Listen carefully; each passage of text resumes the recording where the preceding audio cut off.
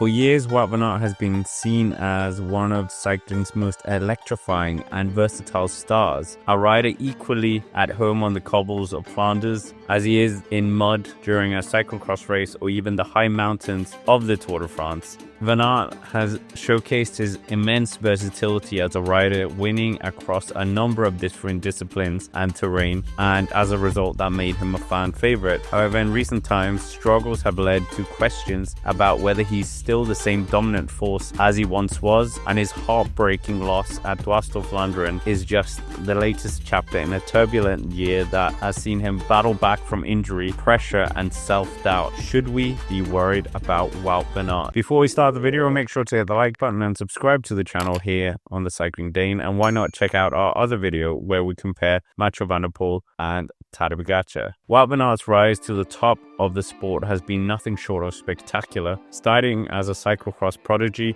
he transitioned to the road with remarkable ease, even winning big races such as Milan-San Remo, Strade Bianche, and stages in Grand Tours very quickly, and even winning stage races such as Tour of Britain. His ability to combine raw power with tactical intelligence has made him one of the most complete riders of his generation. However, success brings expectation, and few riders face as much pressure as Van Aert, especially in Belgium, where he's seen as an heir to cycling legends like Eddy Merckx and Tom Boonen to carry on the legacy of a nation. The 2024 season was brutal for Van Aert. Despite having a lot of ups, there were a few downs, with the first one being a crash at Dwars Vlaanderen, which entirely derailed his spring campaign, forcing him to miss his two key targets of the Tour of Flanders and Paris-Roubaix. The comeback was slow, and despite a valiant return, he never quite looked like the rider who once dominated in Grand Tours, missing out on a stage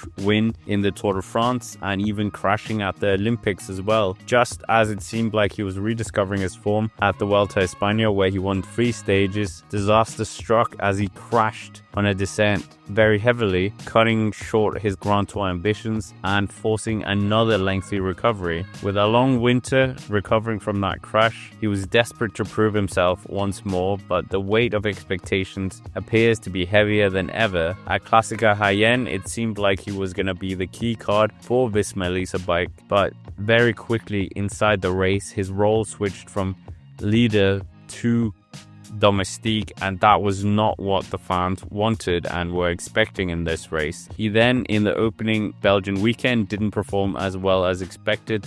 No results in Omloop or Kuurne-Brussels-Kuurne, 2 races that he had won in the past. Wout Van Aert decided to change his program, head up to Tenerife to do more altitude training in order to prepare for more races, and one of the first tests was Dwars Vlaanderen. Here, him and his teammates got in a fantastic position, with himself, Thies Benoot and Matteo Jorgensen outnumbering the lone EF Education Easy Post rider of Nilsen Paulus. However, when it came to the final sprint, where it seemed Wout Van Aert would be the favorite, a man who has won on the Champs-Élysées, he was out-sprinted by Nilsen Paulus, and somehow the team lost it. With Visma Lease Bike executing a flawless tactical plan, it looked like this had been the winning move. But that crucial error, having Wout Van Aert to go all out in the sprint, seemed as a failure as his legs cramped up, and that allowed Nilsen Paulus to surge past him for the win. After the race, Wout Van Aert said, "I'm extremely disappointed. I feel responsible for the result and for not finishing off the work of the team. In a front group of 4 with 3 guys on the team, you always made a mistake if you don't win." That was also a moment that encapsulated Van Aert's recent struggle. Not a lack of form, but a growing sense of desperation. Seeing him not being able to outsprint Nilsen Paulus on his terrain in the Cobble Classics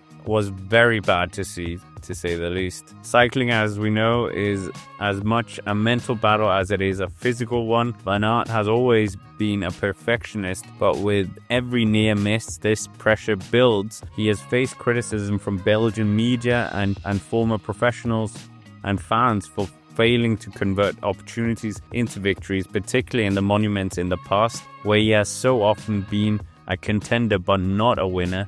losing out to the likes of Mathieu van der Poel and others. Plus, he has never brought back a rainbow jersey on the road as well. It's also worth considering the sheer toll of his racing style takes on his body. Unlike some riders who carefully pick their peak moments, Van Aert races aggressively throughout the season, from cyclocross in the winter, which he has backed down from, to the hardest one-day races in the Springtime Classic and the Tour de France in the summer. This relentless, while admirable, schedule may be catching up with him, as him and Mathieu van der Poel had been warned in the past that they had too much of a high-impact calendar. A key difference between Wout Van Aert and his career great rival Mathieu van der Poel is the sheer number of race days and kilometers they have in their legs. Despite multiple crashes in 2024, we can see that Wout Van Aert had 55 race days covering 8,992 kilometers, which was far more than what Mathieu van der Poel did with 41 race days and covering 7,507 kilometers. While Van der Poel strategically picks his moments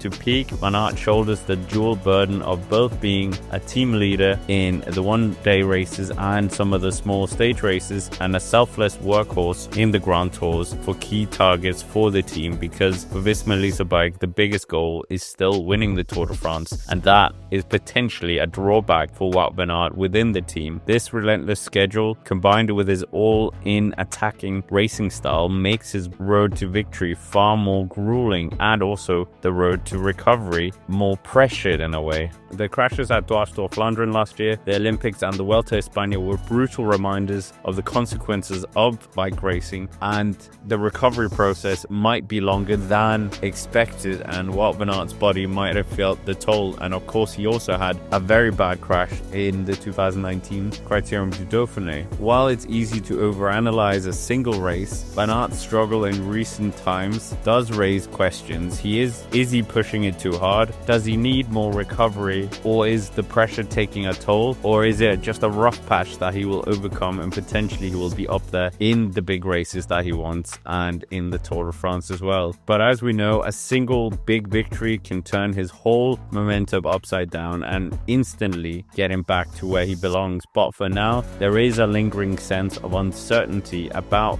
one of the favorite Belgian riders, Wout Van Aert, and the question is, will we ever see peak Wout Van Aert back to where he belongs? The 2025 season is not over, so as far as Wout Van Aert, he will have more chances to silence his critics, but as each near miss adds to the pressure, one thing is clear: he needs a big victory, and soon. But anyways, with that, make sure to like the video, subscribe to the channel if you haven't already, and let me know down below what you think of Wout Van Aert. Should we be worried? Is this just a rough patch, or is this a sign that his recovery still needs longer? But as always, thank you for watching, and I will see you in the next one.